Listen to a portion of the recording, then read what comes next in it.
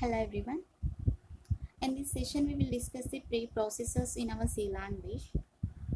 So your C processes is not a part of our compiler, but whenever you're writing the programs, you just write these preprocessors for the compilation process. It is just one step to write, so it is not much more important to that. So just these processors will be having like your text substitutional tools, and also it can be instruct to us like here to compile it to whatever the required process only. So that is just your whatever the our compiler is doing the actual compilation. For the case only here we are doing in all the programs. Whenever you're writing the program, normally you are declaring these pre-processors in the starting point, right? So here these C processors or referring like your our CPP also, like your C++ also, and here these all pre-processors or will be starting in the our programs, and also it can be defines the like symbol hash. These pre-processors always will be starts with a beginning point like your hash.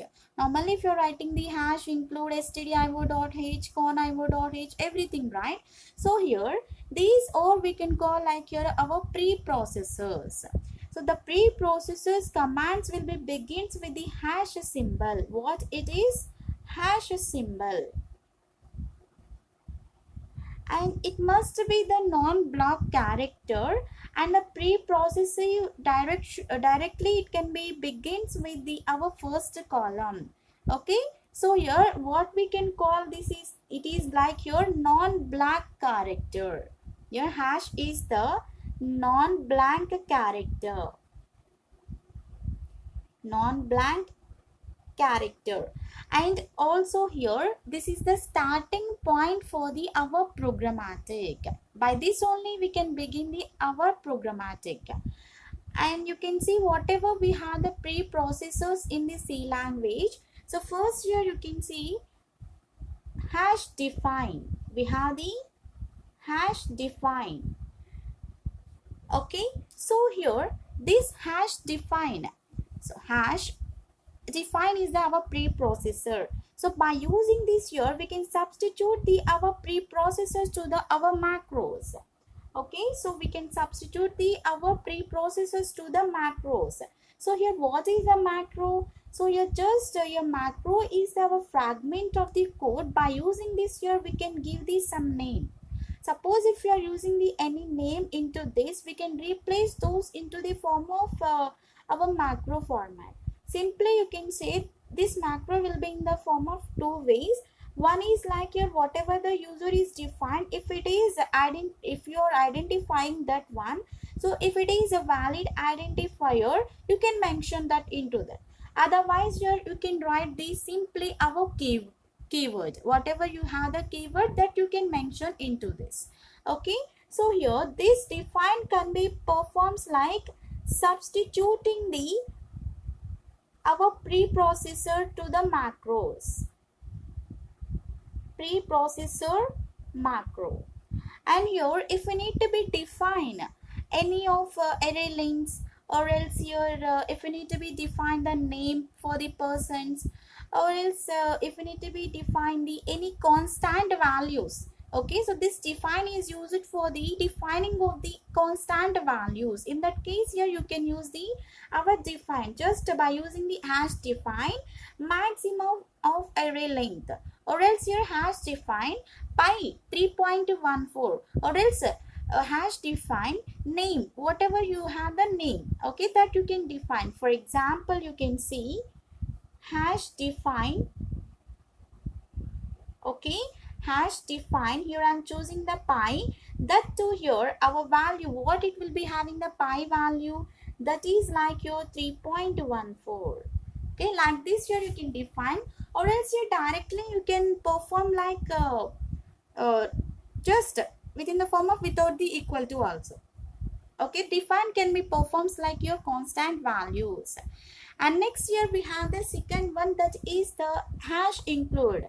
In every programming, normally we are defining this hash include only, right? This hash include can be inserts the particular header from another file, like it will be having the stdio.h, conio.h, math.h, string.h, everything will be included into the our hash include, right? It can be inserts a particular header from another file. Whatever you have the file, into that it can be converts. For example, you can see what it will be having, the hash include stdio.h. okay, so or else you can write the conio.h, math.h, anything. So just here it can be performs the one header to the another file. Okay, and next here we have the hash if and def. Next here we have the hash if and def. Hash if and def. So here this will be the, it can be returns the true. If the true statement will be having into this, means it returns the true if this macro is not defined. If any macro is not defined into this, your automatically this can be defined like your true value. Okay, returns true if this macro is not defined.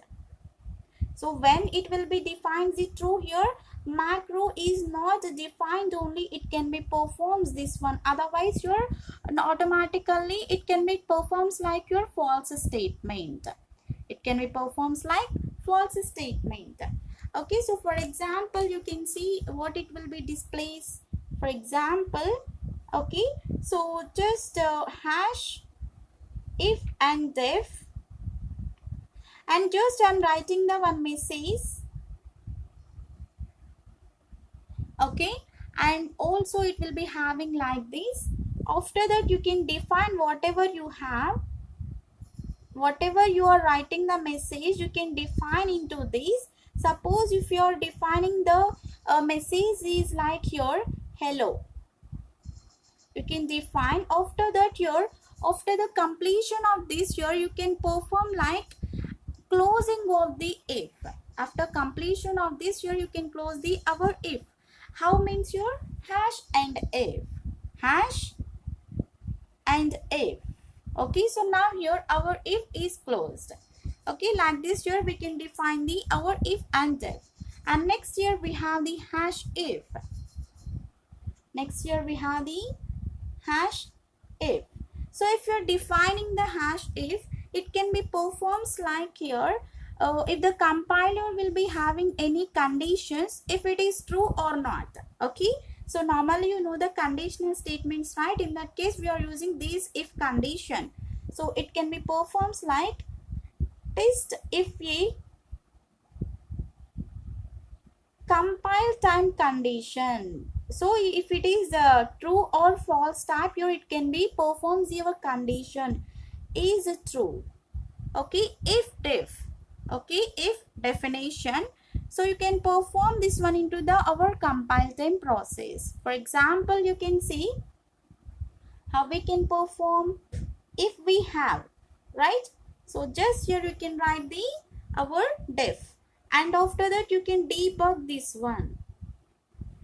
So just you can see whatever you have the statements that you can write into this. Your debugging statements will be displayed here. Your debugging statements will be displayed here.